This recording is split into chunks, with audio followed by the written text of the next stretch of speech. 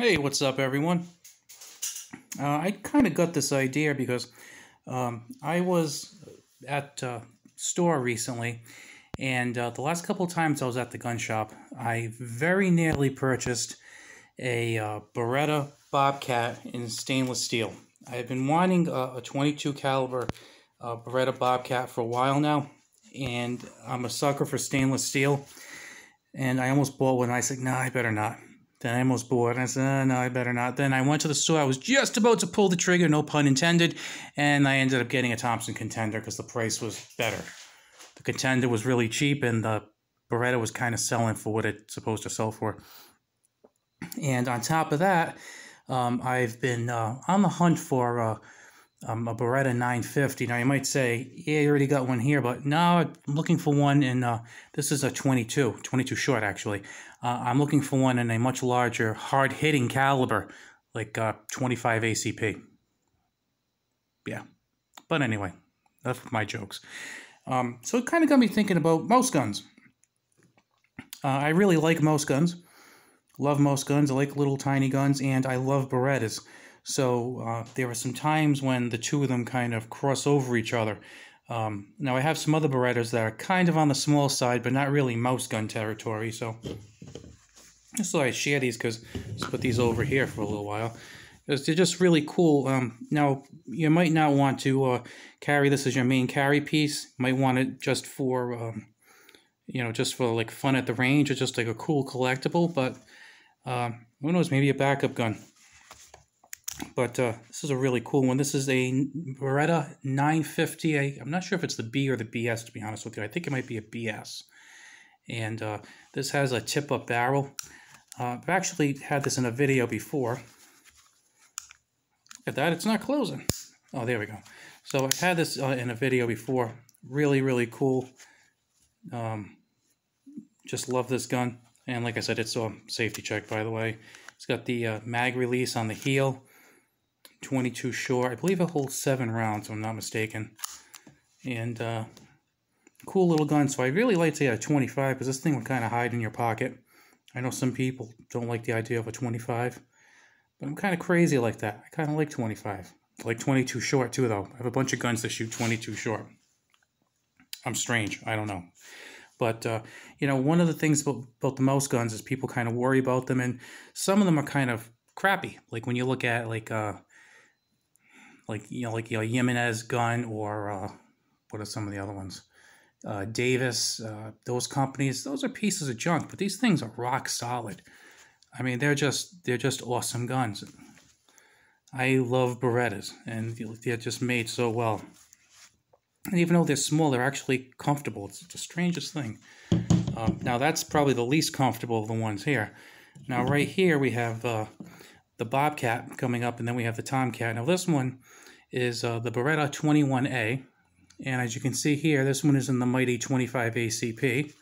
And I'll just show you, this one is also empty. So we have that tip-up barrel right there. Pretty cool. I'm loving that. It does have a safety here. Not really loving that too much. I've actually recommended this gun to a friend of mine who has arthritis. She can't rack a slide. So I had suggested that she pick up a gun like this, or actually the Tomcat, because you don't need to pull the slide with this, because all you got to do is press your thumb there, drop around, and after you fire the first shot, it'll cycle the slide. Pretty good. And then it's got the heel release. I have the mag out actually, to release the magazine. Pretty cool. And this can be single, double action. And the other strange thing is usually you see these small mouse guns and they have very small grips. Like I have a Kel-Tec P32 that I carry sometimes, and the P32 is really skinny and thin, and that goes for the grip too. It's very skinny and very thin. But this one is actually pretty meaty. It's almost like a kind of like a mid-sized gun when you look at the thickness on it. Let's see. I'll kind of measure this a little bit, kind of show you. Just about an inch. Maybe actually just about an inch. And you compare that to the barrel, it's a little bit thinner up there, maybe about 3/4 of an inch. And then just about 5 inches to the end of the beaver tail to the barrel. So pretty small dimensions. Like I said, this is the 25, and you can also change out these grips. I've seen like rubber grips they have, and they have the crimson lasers on them. Fortunately, I lost my little badge there. That makes me sad. So, pretty cool gun.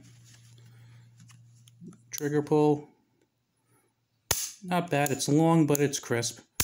And then, you know, single action. A little bit of take up over there. But then it's pretty crisp after that. Nice one. Like I said, if you're into mouse guns and you want a quality mouse gun, that's the one. This is probably, for me, the king of mouse guns. It's also, I think, the least pocketable, believe it or not. I have carried this in my pocket, and I actually think it's a little uncomfortable to carry in the pocket, to be honest with you. You might be surprised to hear that. I'm looking for a good holster to wear, like a good IWB holster. Although it's small enough that I could probably just wear a long shirt over it and nobody would notice. But if you look at the width here, it's actually a little bit more. There's a little bit of a bulge in the grip area, so it goes just a hair above 1 inch in thickness. And then, unlike the Beretta, it's also just a little over 1 inch at the top, unlike the Beretta 21. Let's see. This is actually a teeny bit shorter than the Beretta 21A. It's like 4 7/8 inches. And I'll tell you, it is substantially heavier than the Beretta 21A, because, I mean, you have to beef it up a little bit because, no joking aside, but the 32 has, as you probably know, it probably has a lot more kick to it than the 25. A little more power, you know. So you need something that's a little bit stronger. And like I said, you have like grip options that you can put on here. Like this is just the factory grips. I'm pretty satisfied with this. And again, you have that heel. Well, it's not really heel release, but you know, it's kind of like low down on the side. That's the way the Europeans do it, you know. And again, with the tip-up barrel, which, again, I think is pretty good for people who have issues with...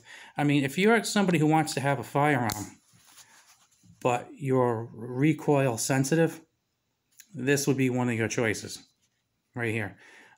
If you can't rack a slide, this would be one of your choices.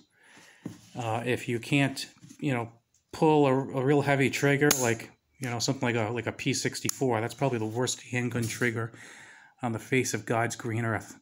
Seriously, try to shoot a P64 just so you can experience the trigger in double action. It's really interesting. I mean, it's doable, but it's just bad. But anyway, really the only bad thing about this gun, and this is the 3032 model, is that they put this like billboard on the side of it. Warning, read manual before use. Retract slide to see if loaded. Fires without magazine. Ooh. And as you can tell, this is a little awkward to pull. So if you're thinking of maybe getting this for a wife or something, I mean, it's not hard, but if you have trouble with racking, you probably have trouble with this. And again, we got the safety. But if you see this in the store, even if you're not interested in buying it, just ask to see it and just to check it out, because these are just made so well. I mean, they just like, I'm in awe of them, because some of the other like small 380s, these little polymer wonders, you know, I have the P32. It's an alright gun. I bought the Kel-Tec P32. I bought it brand new. I got a great deal on it for like $150 or $160 on Gunbroker, and it's a good gun, but you can tell it's not an expensive gun. I've had Ruger LCPs before. Cheap gun. You know, it just doesn't feel like a solid kind of gun to me. Taurus TCP, same deal. Now the Beretta Pico, you might have seen I have a couple of hate videos for the Pico. I still can't believe Beretta made that gun. It was horrendous.